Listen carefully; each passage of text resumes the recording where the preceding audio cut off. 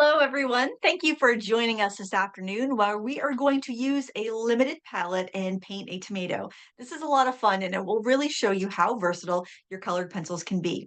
If you have any questions as we go along, you can pop them in the chat and Molly will send them along to me if I don't get a chance to answer them as I'm just going along, instructing anyway. So I'm going to switch my camera view to my table so we can get started because it's probably going to take us the entire hour to do this tomato here. And I hope that you are drawing along with us. Please feel free to follow along using whatever you have. This is what the tin of 12 pencils looks like. And you can see mine have gotten short because I've used them a lot. And that was actually the first set of Lightfast pencils I purchased because I wanted to try a small amount to see what I thought before investing in a larger tin. So I've got my pattern onto my paper and I've got it really light so you can kind of see that the lines are barely there. And when I transfer, I try not to have really dark graphite lines because they can be difficult to go over. I think maybe I'll zoom out a bit so I can have my reference painting on the camera at the same time. I think that might be kind of helpful. And I'll also bring my phone over so that you can see my photograph that I took at the same time. I'm going to start off with the white pencil here. And what I want to do is I want to get the cast or reflected highlight on the tomato. And I'm putting this in now because, and I want to make sure my pencil is clean. See how I got some debris on there? You want to have something that you can scribble your pencil off onto if you have um, any grime on there. So I'm going to go in and I'm going to start just by putting in, and it's going to be really hard to see, just doing a very light coating of white in the highlight area. And if you're looking, it's pretty easy to see it on my drawing here. When I designed this piece, I was working from the actual tomato in front of me. So it can be hard to see those details on a photograph like I have on my phone. So there's a benefit to working from life. And I don't want to put a lot of pressure here. I don't want to clog the tooth of the paper. I just want to get almost like a little bit of a wax resist on the paper where that light's going to be, so that when I go over with my red, I'm not gonna have a really hard, it's not gonna grab the paper so much that I can't cover or lighten it up later. But don't use a lot of pressure. We don't want to flatten the tooth. We want to make sure it can still take some more color after this. And in real life, you should be able to kind of see where you have put the white. It's probably too hard. Maybe if I tip it like this, you can see it a bit when I have it tipped like that. See how I've put there's like a little bit of a lighter color there. And if you're working on a tone surface, it will be really easy to see. Like on this one, this is on a piece of green matte board. It would be really easy to see the white just because you're on a darker surface. But you just want to make sure you've just got a little bit of coverage there. But you don't want to be death grip on the pencil. Hold the pencil back so you don't put too much pressure. Another reason I recommend using a limited palette or trying a few colors open stock before committing to a set of pencils is because they all feel a little bit different and everybody doesn't like the same types of pencils. That's why there are so many. I'm going to go in and get my highlights in too. Now, these I do want to push down pretty firmly because I want to protect that white of the paper. And I don't want the paint to stick on top of it. I mean the other colors to stick on top of it, I mean.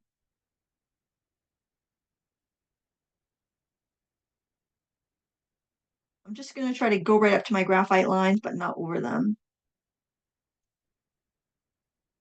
It would be difficult to get the white to stick on top of our red. So by kind of um, putting it down there, it's just gonna kind of resist the red. Now I'm gonna go in with my red pencil. Now it's got a nice point on it. If I use it on its edge like this, and I rotate it as I go, I'll be able to keep a nice point on it, so I won't have to sharpen it so much. and I can conserve my lead a little bit. Now, as we start working over the areas where I've put some white, you're going to see that the pencil looks quite a bit lighter. I am not using much pressure. Now, the Lightfast pencils are, I would say, medium firmness. They're not as hard as like Derwent Artist or Pro Color pencils, but they're not as soft as Color Soft and ChromaFlow pencils. If you had Color Soft and ChromaFlow, you could definitely do this project. You just need to make sure you don't fill in or burnish or put too much color down at the beginning because it might limit how much you can add on top. But once you get used to a pencil, you will kind of figure out how much to put down in each layer and when to start blending. And it just comes with practice.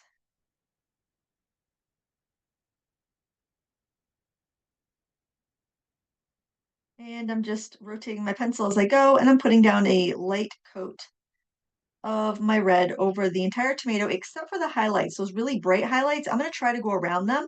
If I don't, it's not a big deal because we put that pencil down, but I will try to avoid them um, just to keep that paper as white as I can. Now, don't be afraid to turn your paper as you're working. It's important that you're comfortable as you work. And don't worry about how dark the bounced highlight is getting. We're going to layer more white on top of that. We just want to protect the paper a little bit with that first coat that we put on.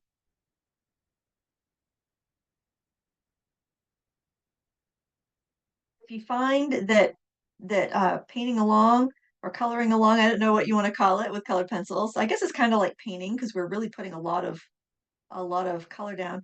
Um, if it's stressful and you want to catch the replay on Monday on Michael's YouTube channel and just chill out and relax this afternoon, it's totally fine.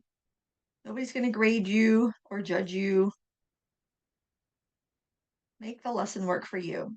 Sometimes it's easier to see it go together first before you attempt to do it on your own.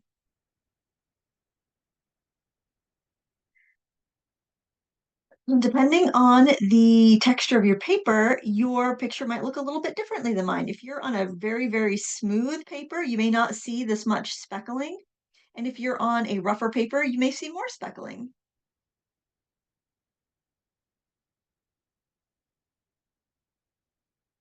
The surface I'm using is just a regular surface. Um, it'd be about what you'd find in most drawing sketchbooks or smoother mixed media papers.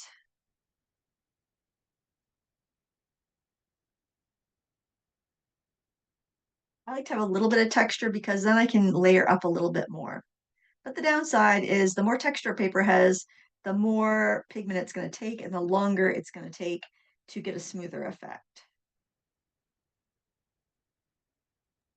Hey, Lindsay, it's Molly. Just so you know, there's been trouble with participants getting into the class. Everyone needed to have a password like you and I had to.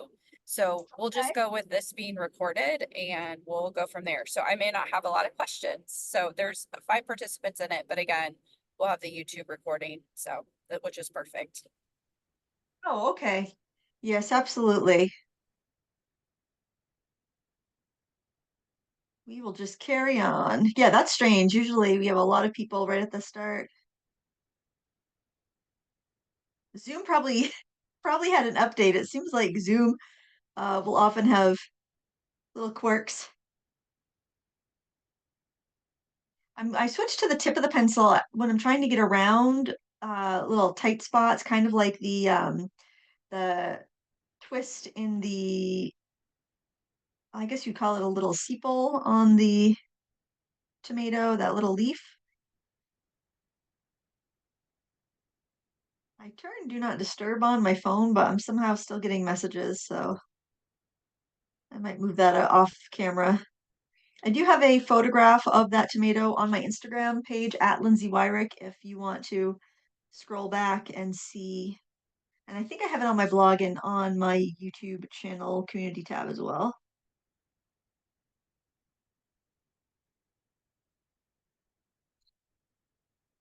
All right, so we have our first layer here, and it's a fairly light coverage, and we can see where our highlight is. Now I'm gonna go back to the white and I want to lighten up that highlight area a little bit more. You may need to sharpen your pencil if you're having a hard time getting into the tooth of the paper, but the sharper the pencil, the more fragile it can become. So where I'm using this to kind of blend, I'm letting mine be a little bit blunt. If you ever work on sanded paper, you do not need to sharpen your pencil as frequently. And in fact, you may end up wearing them down a little bit too fast if you sharpen them because the sanded particles will do a lot of the work there. But this is just a regular paper, so you may need to sharpen it. Now, where I'm putting more pressure, I'm kind of sealing the paper, and that is going to make it more difficult for me to layer more color on top, but that's all right because I'm getting it to about the right value or lightness that I'm after. Now here, I can feel in my forearm the pressure from using these pencils. So if you have arthritis and you're finding these difficult, you may prefer Color Soft or ChromaFlow. They're going to be a lot easier to lay down the color without straining your hands. And that's what I said about there's different lines of pencils depending on what your preferences and what your needs are as an artist. The big the big selling point of the Lightfast line is that your paintings are going to resist fading. Now, if you're someone who primarily works in a sketchbook and doesn't really care much about that, and you'd rather have a softer pencil, then these would not be the perfect fit for you.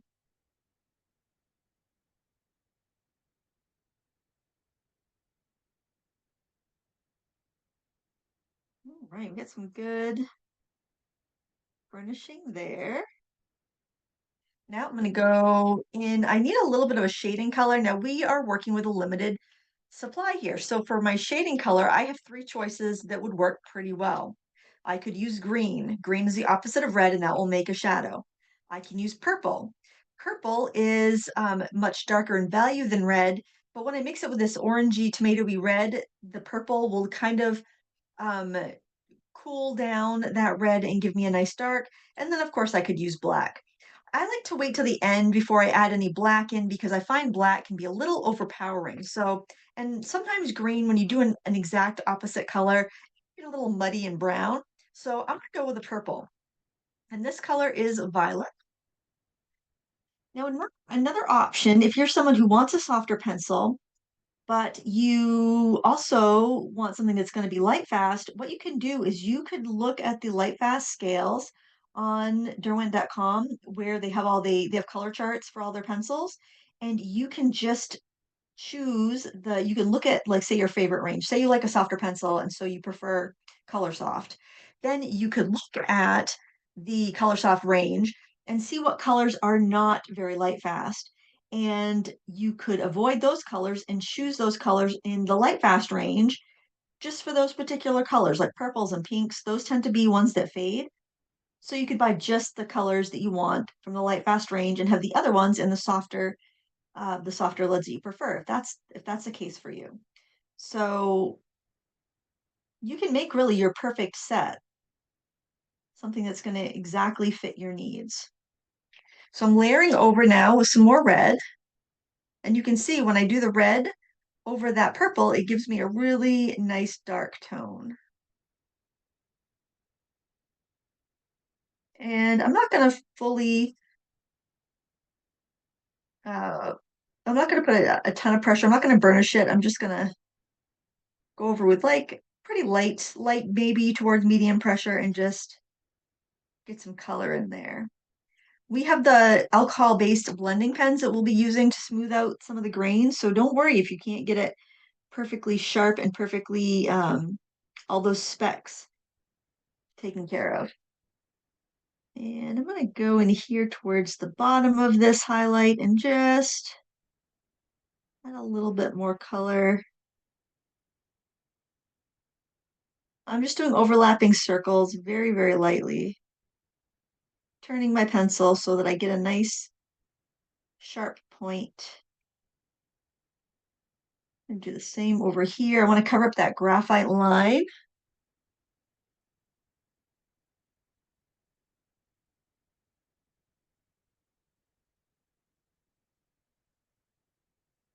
And I think I'm going to add a little bit more color over here to the edge for a little contrast. All right, I'm going to go back to my purple color. Now, the nice thing about a limited supply is I never have to worry about what color I used last because I don't have that many that I've been working from, so it's easy to remember. I'm adding some shadows underneath the leaves here.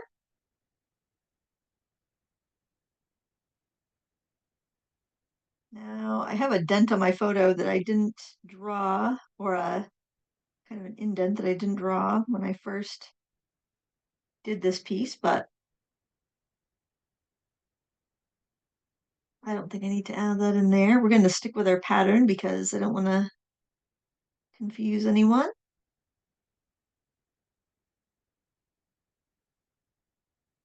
Adding the shadow there towards the back edge. Add a very, very little scant one over the bounced highlight. Now for sharpening your pencils, you have a lot of options. And it really depends on how good of a sharpener you are. I am a lousy pencil sharpener, so I use an electric sharpener. But if you're good with a handheld sharpener, those will work just fine. The rule of thumb that I hear people say is to try to hold the pencil still and turn the sharpener. I can never manage that, but I found if you can find an old ashtray and you can rest the pencil in like the little dip that you put a cigarette in and hold your pencil in the ashtray, you can sharpen it pretty well that way. So as a little hack, if you also have a hard time sharpening, I'm going to take this yellow, this is called sandstone. It's kind of like a ochre yellow color. And I'm going to add a little bit of that up here around my highlight areas to warm up the top of the top of the tomato. You just want to make sure you store your pencils somewhere you're not going to drop them.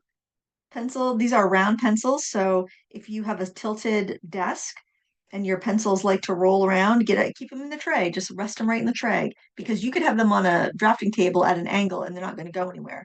But you don't want those to hit the ground. That is kind of a death sentence to your pencils. So you spend money on them, you want to make sure that you keep them in good working order. Now, because I need to get to these edges, even though this looks pretty sharp, it actually needs to be a little bit sharper. You can use a sandpaper block to sharpen it, or you can sharpen it in a sharpener. But to get to use a sandpaper block, you just basically drag it across the block. I try not to take too much off. I try just to take off what I need so I don't waste it. And I'm going to turn this away from me so I can really see where the edge of my pencil is hitting the paper. And I want to get a nice sharp line. And sometimes you'll get little crumbs, especially if you just used them on a sandpaper block. So just be careful of those crumbs. That dust will smudge on your paper. You can use a kneaded eraser to pull up that dust, and that will work pretty well.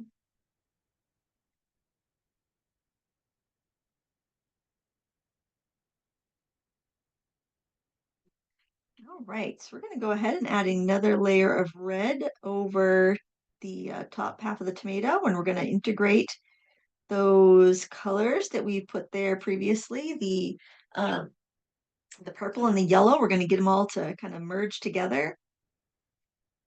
I find the Derwent Lightfast pencils mix really well.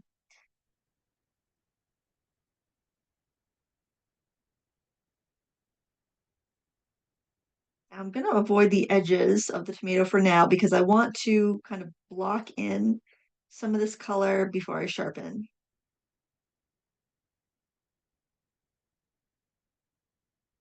You know, some artists love to sharpen constantly and have that needle point on their pencil, but I've always found that to be a little bit unnecessary.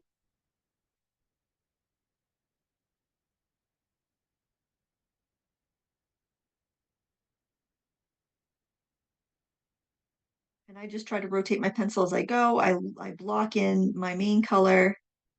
And then when I need to get in there and start adding detail or start getting really into the tooth of that paper, that's when I sharpen it. I also like to use the blending pen, which helps by merging and pushing around those pigment particles into a solid layer. So,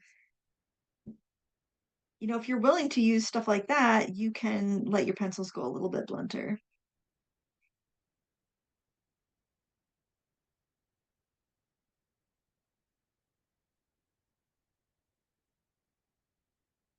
This is probably medium pressure I'm using here. We're not completely filling in the tooth, but we are putting down a good amount of pigment. I think a lot of times when people look at their artwork and they're not happy with it, they're just not done. They haven't put enough pigment down. They haven't spent enough time. And we're only spending an hour here today. And that's really quick as far as a color pencil piece goes. So don't be afraid to put the extra time in. So now I'm going to sharpen this. If you're wearing headphones, you may wish to remove them for a second because my sharpener is a little loud. And I have a sharpener with an auto stop on it, so I don't have to worry about it eating my pencils. Probably most of them have that nowadays. Refine my edge. And you can see, because my pencil's sharp now, I'm getting a much more solid effect. I'm getting less grain because that tip of the pencil can get into those little nooks and crannies of the paper.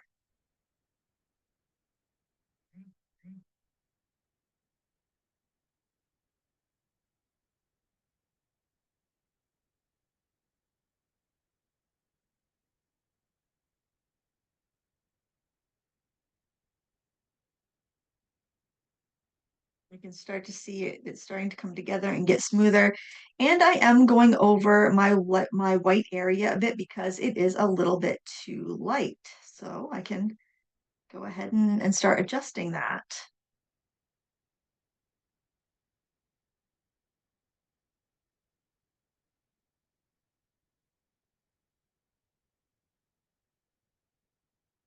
Even though we burnished that white, we can still get some of that red to stick.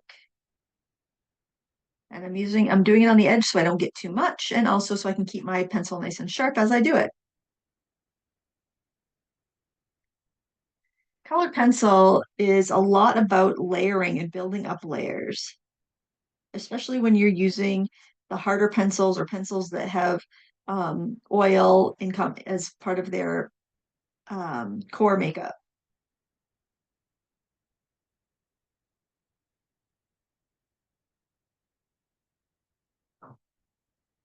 By layering, you add a complexity of color.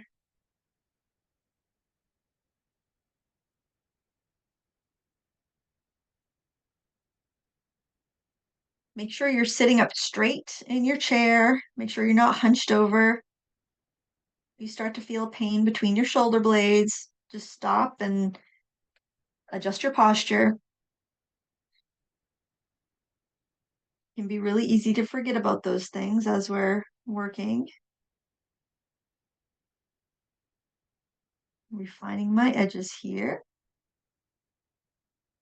and adding more pigment. Hey Lindsay, it's Molly.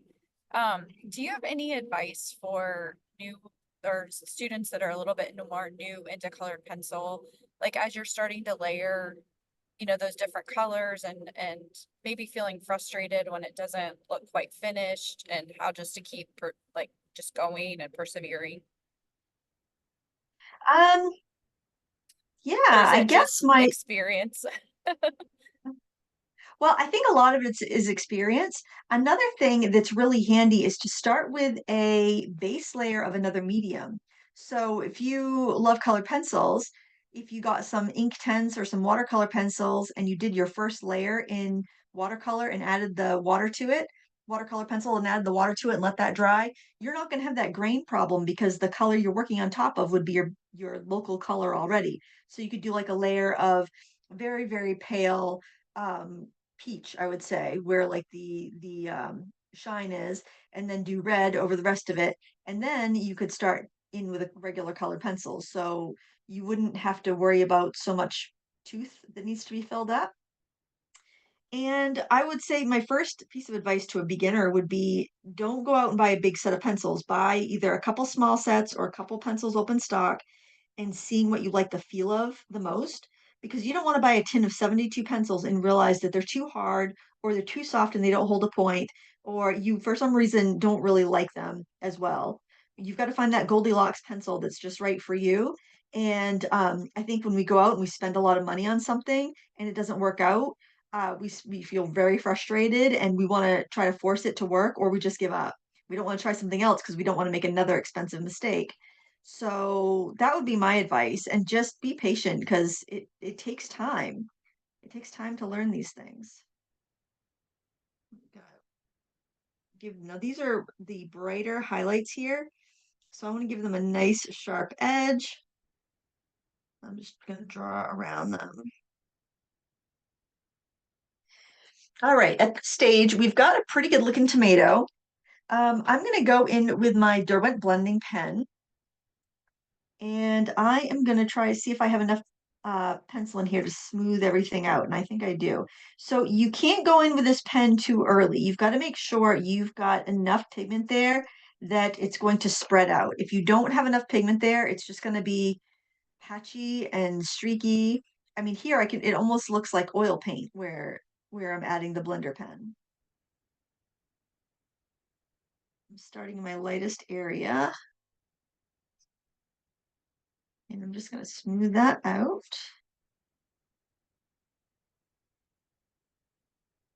And once that dries, you can go over it with more pencil, but don't go over it until it's dry or you're going to flatten the tooth out and you're not going to be able to add any more. And you can scribble this off unless you have another color that's similar to go to, which I do. I've got this right up here, so I'm going to start going in and around here and work light to dark, basically.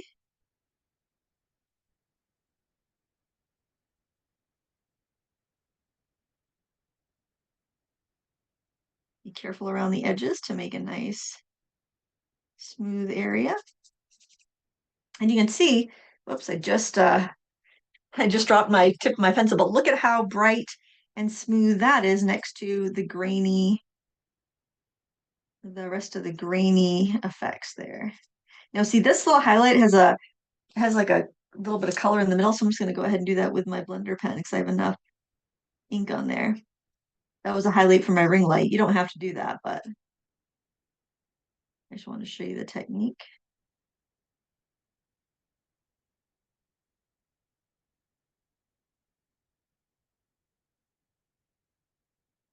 Now the scent of the alcohol pen does not bother me, but if it bothers you, you might want to open a window because it does have a faint alcohol smell.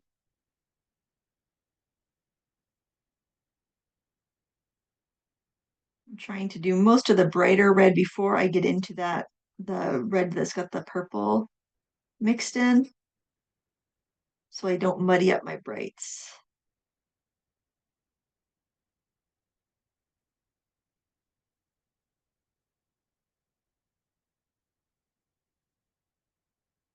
Now I can blend it over to where there's more purple.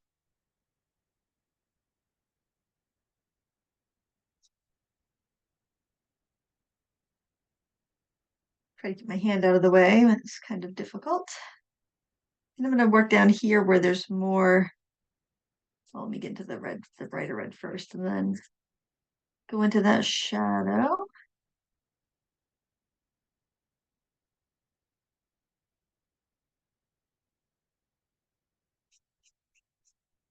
Another tip I could give for a beginner, though, now that I've been thinking about it for a minute, is that if you are new to colored pencil and new to drawing, it might be a bit overwhelming to try to learn both at the same time. So, if you're new to colored pencil and you're also new to drawing, maybe trace an image here and there. And that way you don't have to worry about the drawing the and the pencil stuff. So now I'm going to clean off my blending stump just by coloring it on some paper until it comes clean. And that's really important because you don't want to be contaminating the next thing you color. All right, the next thing I'm going to do is I'm going to get a base color on our stem, and we're going to be using a combination of yellow, and we'll use the mallard green, some sun yellow, and some sandstone. I think we'll go in first with the sandstone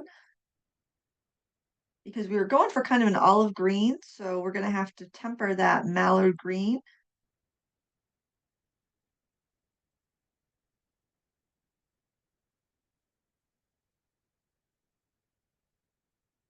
You can take as much time as you like when you're watching the replay. You can adjust the speed. Or just watching it through once is enough information, and then you can just kind of do your own thing.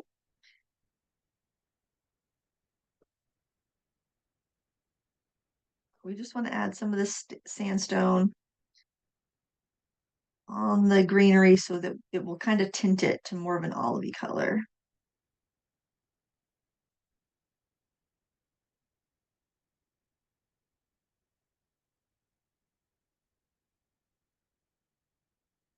I always go light when I'm putting these colors in because I want to make sure there's enough paper uncolored to grab the next color. And I also, if I have the color not quite right, I want to make sure there's going to be enough color um, to adjust it. So I'm going to sharpen this because this is a little bit too blunt for edges.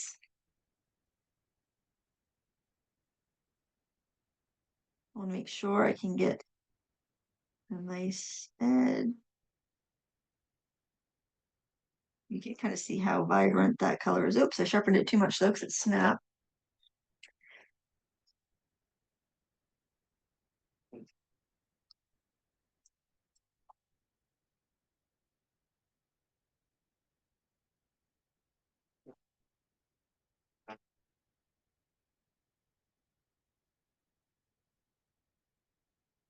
So working one of the downsides of the limited palette is that it will probably take you longer to do a painting because of the amount of mixing that you have to do. So that is one of the drawbacks. I feel like we definitely need to talk about the pros and the cons.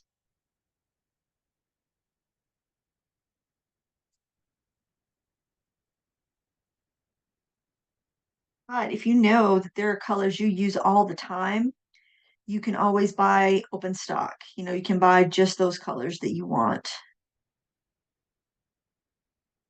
And when you run out of a color from a set, you can just buy that color that you need. So you don't have to, once you've made that big investment of a set of pencils, you don't have to spend quite as much in the future.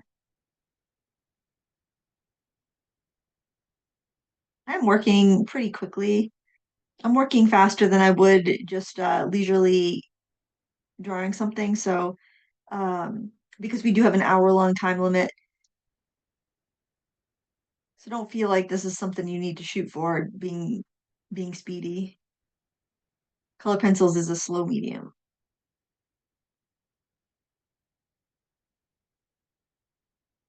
Now I'm going to go over with the brighter yellow. This is sun yellow. And I'm just going to kind of glaze in some color. And that just basically means I'm lightly going over on top with this color and it will end up getting mixed in with my blender pen.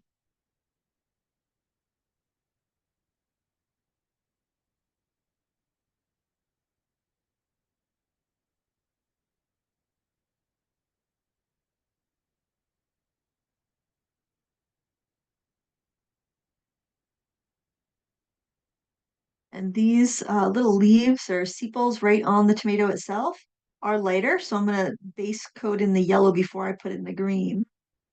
I kind of will look at something and say, okay, what's the predominant shade or color? And I'll get that in first, and then I'll go in with my other colors.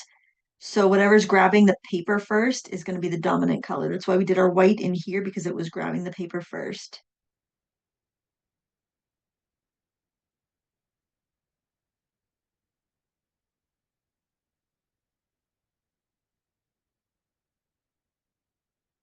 All right, I think I have enough color on there. I'm going to switch to the smaller Derwent Blender Pen.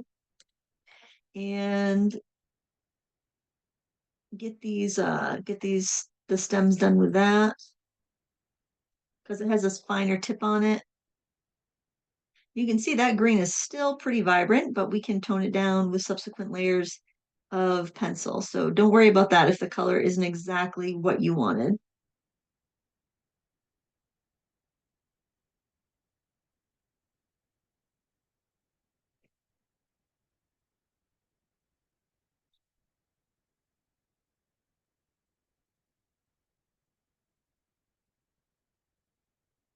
This kind of turns your pencil into a watercolor pencil almost when you use the solvent. But it's never going to blend out as much as a watercolor or an intense pencil will. So that's why I suggested if you have the other kind, you can put a base layer of those in first to get rid of the grain and give a underpainting color and save yourself some time. I do that a lot in my work.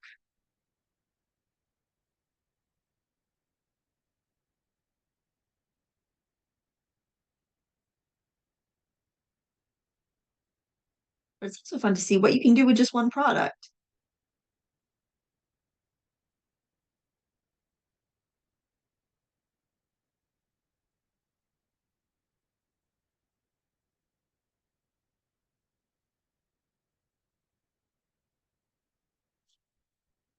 I try not to set my hand on my pencil work because that can smudge it. So it's a good idea to have a scrap of paper or glassine or tracing paper or something handy to put your hand if you have to rest your hand on your artwork.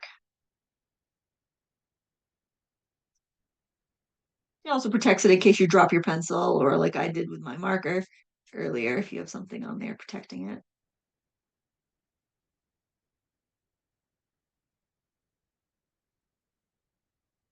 The alcohol just kind of wicks up those pigments, makes them nice and vibrant.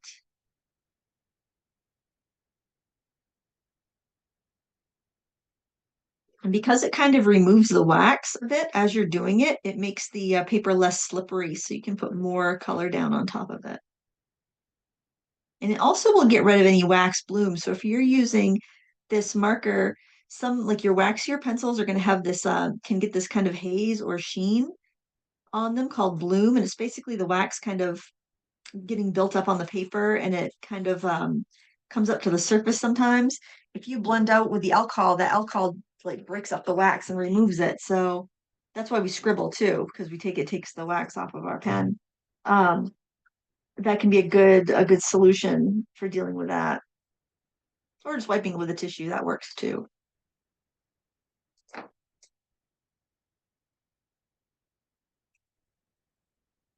Oops. Before you cap it up, scribble it off. There's less on this one because we didn't have as much of a thick layer. All right, now I'm gonna go back in with, actually, you know what? I think I'm gonna use this yellow ochre here. It's a little bit lighter, and I am going to, it's gonna help lighten up and tone down that bright green. I'm just gonna go over the stem with that, the thick part of the stem.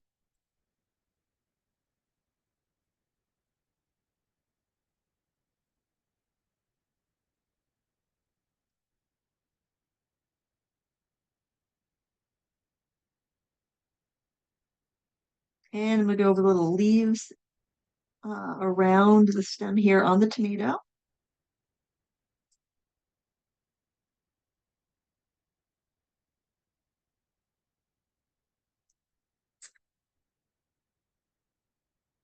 And I'm gonna go back in with my green, my mallard green.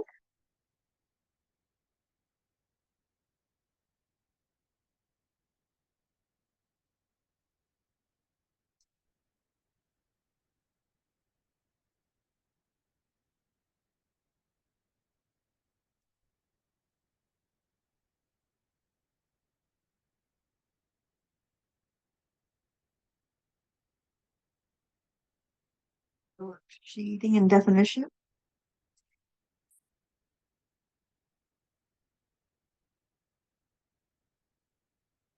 Look where we pull, if we pull that green over the red, how it gives you almost a black appearance.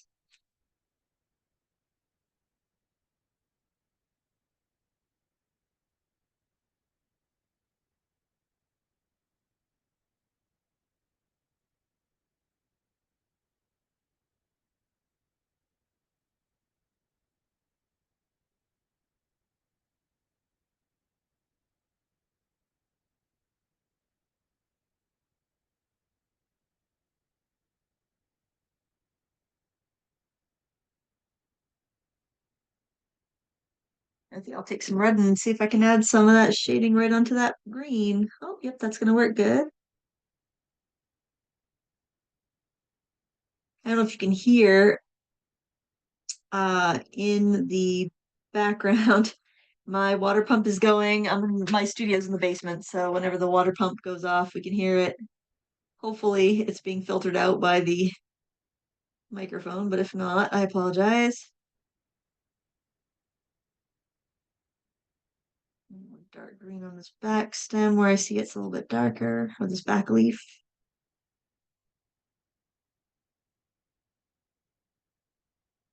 And if you get a situation where you've got some color and you need to remove it, an electric eraser works really well for getting those out. So what you want to do is you can just kind of lift up those particles. This one is by Derwent. It comes with refills and it just works on batteries. And it's great for pulling up that pigment. So now we can go back into the green because with all that red under there, it was tinting, it was just turning it black because there was just way too much pigment. So I removed the pigment and I can go in with the green and then I can go in with a little bit of yellow to brighten it up. So that's another really handy tool to have if you're doing a lot of color pencil. Plus, you can use it like to make really cool textures. Like if you're painting a sheep, you can go over the sheep or a poodle or whatever with this eraser and get the perfect like hair texture. It's just a really, really neat tool to have on hand. And let me clean it up on my paper here. If you make a mistake like we did with our dropping our marker earlier, hopefully it will take that up too. That's a little harder once it's been hit with solvent.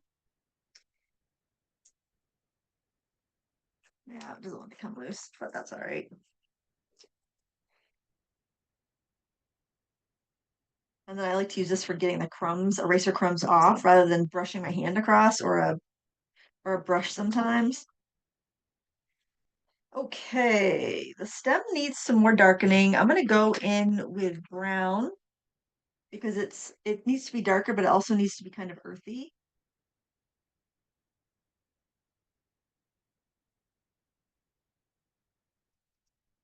I'm just gonna go in and kind of define some of those shapes. I can put some kind of pretty, almost filigree looking marks because the tomatoes kind of have that naturally.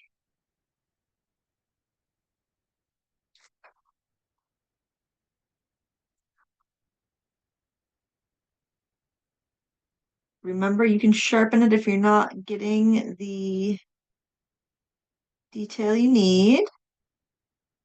I'm kind of right on the edge of where I could probably go sharpen it.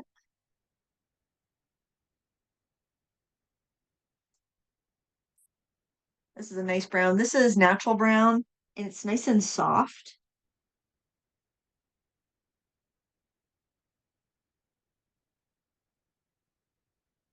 So you get a nice, solid, smooth line without a lot of work, which is really nice. Sometimes it feels like you have to push certain colors.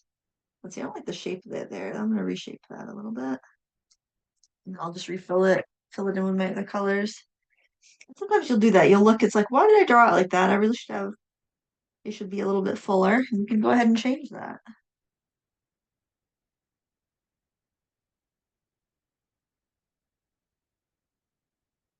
I just filled it in with the mallard green and this sandstone. So the set of 12 does have three rather earthy neutral yellows in it. I'm not sure why it has so many of those earthy yellows, except the thing I'm thinking is that maybe those were the first colors that came out in this range. This needs to be a little bit thicker. I'm gonna thicken it up with this yellow ochre and then add some green to it.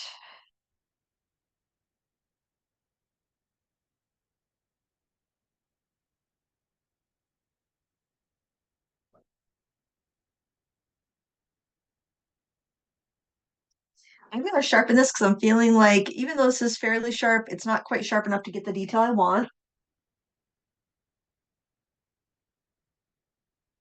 Oh, another thing I want to mention, if you do buy an electric pencil sharpener for Derwent products, you want to make sure that it can take up to 8 mm so that it will accommodate the thicker barrels of all of their pencils. The ChromaFlow has a standard size barrel, but the all the other ones have a thicker barrel. So you want to make sure that it's going to fit in your pencil sharpener. And the thicker barrels protect the leads, especially the softer leads, from breakage. And they also are more comfortable, in my opinion, to hold.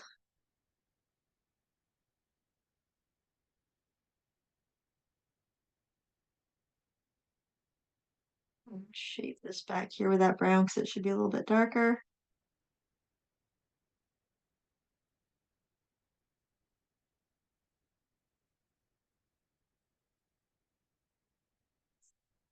That's my lining here.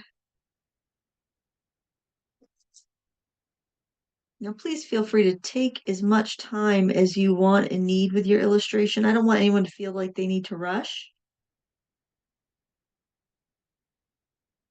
Oops. Sharpen that one a little too sharp. The softer the pencil, the the less you can sharpen it. So you'll notice some colors you can do a nice sharp point, and then others you have to kind of have them a little bit blunter.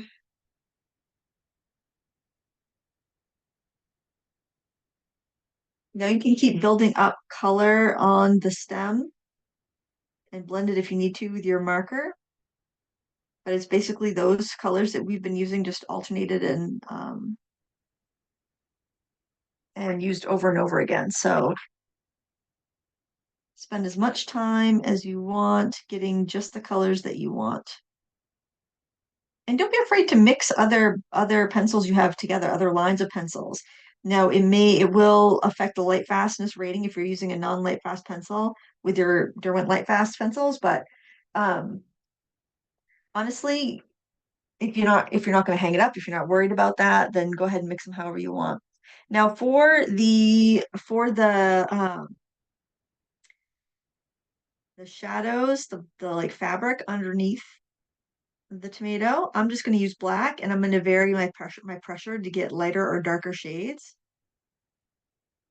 So there will be a bit of a grain, which means like the speckle of the paper, but I think it's all right because if we're depicting fabric, I think seeing a little bit of that texture is actually rather realistic looking. But you can, if you don't like that texture or you want less texture, you can definitely um, go over it with the blender pen, which I did in my demo piece. But after I did it, I was like, oh, I wish I hadn't done that. I think it looked better without. But I will let you be the judge of yours. You can do yours however you want. So as like, say my deepest shadow is over here near the tomato, as I pull it out, I'm using less pressure and just kind of feathering it out and letting it fade off. Now, if you don't get that quite right, don't worry about it. You can use, you need an eraser. You can just kind of press it and lift it and soften up those edges. So there's nothing that you're going to do in this piece that you need to worry about. We're practicing. And that's why it's so important to do those non-precious subjects, right? Like this was a tomato I had on my counter. It's like I wanted to paint it before it went bad, but it wasn't a precious subject. It's not like a portrait of my child um or even a pet or anything like that. It's something just for fun, and I don't have to worry about how it turns out.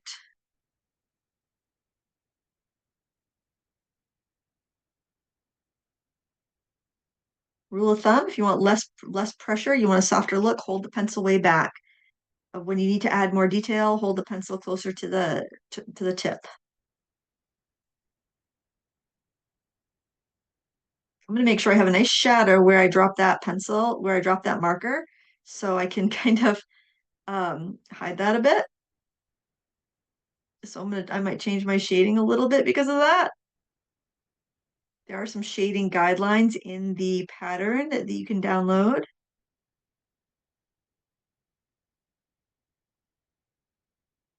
But another fun exercise to do is just to do fabric, to like bunch up a piece of white fabric and look at the shadows and just work from that. We'll work that shadow. Oh, right, making sure I have a nice shadow where I drop that marker. And I'm gonna bring that shadow right under tomato. Now, where the tomato touches the surface, where two objects touch, that's called the occlusion area. The occlusion shadow, that's going to be darker than anything else. So start in there with your darkest color and then fade it out from there. So at that bottom edge of the tomato, that's where it's going to be dark, right up against there with a sharp pencil, get in there, darken it the most, and then feather it out.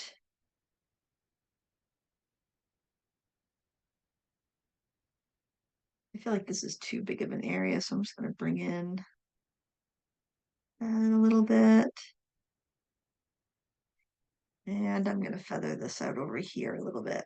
Now we could spend hours on this and keep adding up more layers and more details. And that's a wonderful thing to do. But it's basically just repeating all the steps that I've showed you already. So if you want to have a darker effect like this, all you gotta do is go in with your blender pen and liquefy, just kind of go over those shadows and make them darker. Oh, what the heck, I'll show you how to do that. I was gonna not do it for this one, but see how much darker it is once you add that marker to it.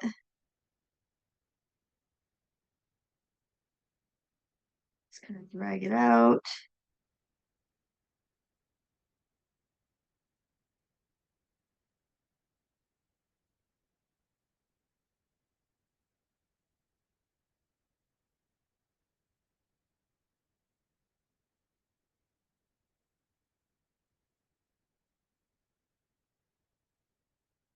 And I would work dark to light. So after I did those really close shadows that are really dark, I would then work the next group, but I'd start at the part of the shadow that's closer to the tomato where it's a little bit darker, and I would work it out from there.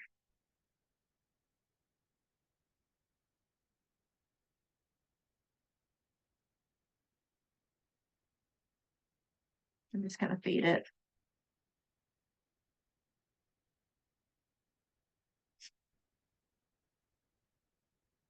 And if you've got an area that just seems too light, just color right over with the pen, and there'll be enough residual color in the tip of the marker to kind of gray it down a bit. You can go add highlights back in with a white pencil, but it's not going to be as effective as just leaving the white of the paper.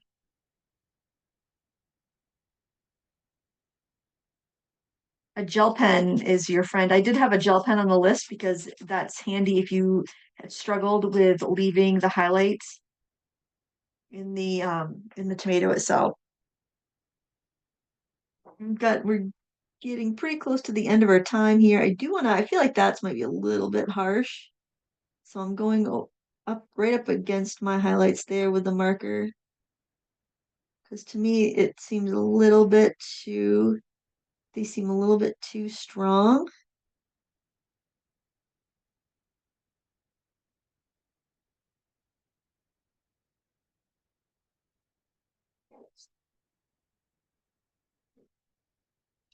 And thinking that maybe my highlight looks a little bit too light. So I'm going to go over that. So at this point, I just kind of do my adjusting.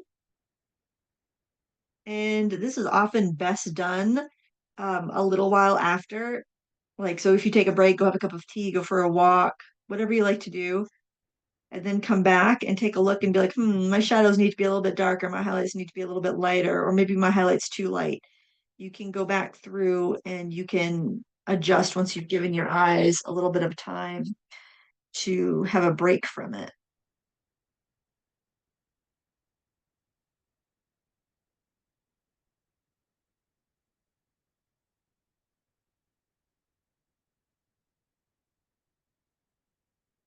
Okay, my shadows should be a little bit darker, especially down here. So I'm going back in with the purple. And using that marker pen is really nice if you run out of, if it feels like you can't put any more color down.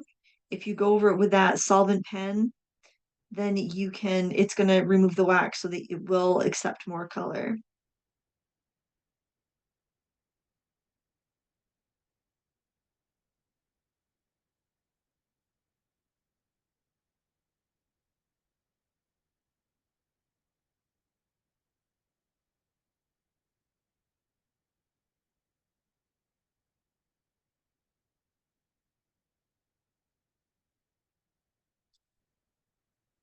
Yeah, that's almost a black when you mix the red and the purple together,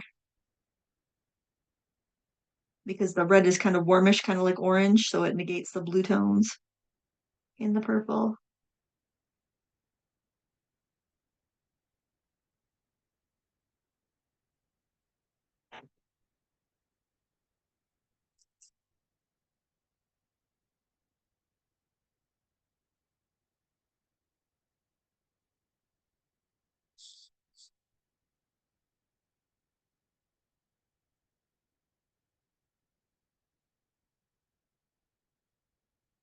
You can have fun with this project.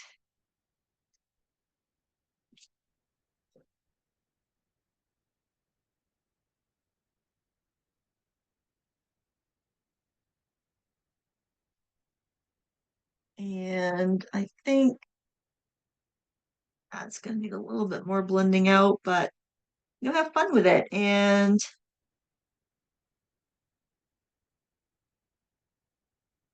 try the techniques with another subject if you want.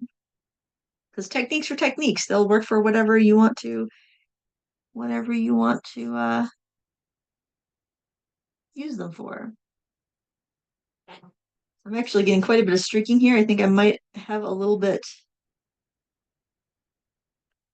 too much pigment on there. So in that case, what I would do is I would take a little brush and kind of smooth it out a little bit.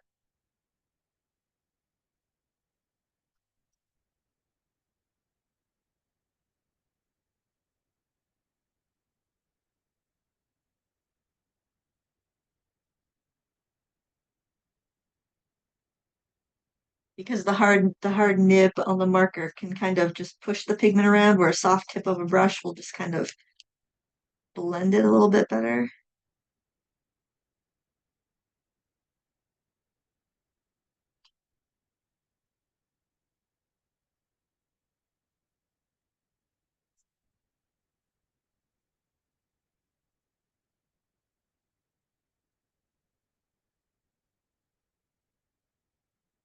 And then if you did have some issues where you needed a little bit more of a bright highlight or a sharp edge and you just couldn't get it with your pencils, then what you can do is use your gel pen. Let's see, do I have my gel pen out? You can use your gel pen, a Uniball Signo or a Jelly Roll. Usually works pretty good. You can go in and you can add little highlights to areas that need a little bit of a crisper edge if you want to.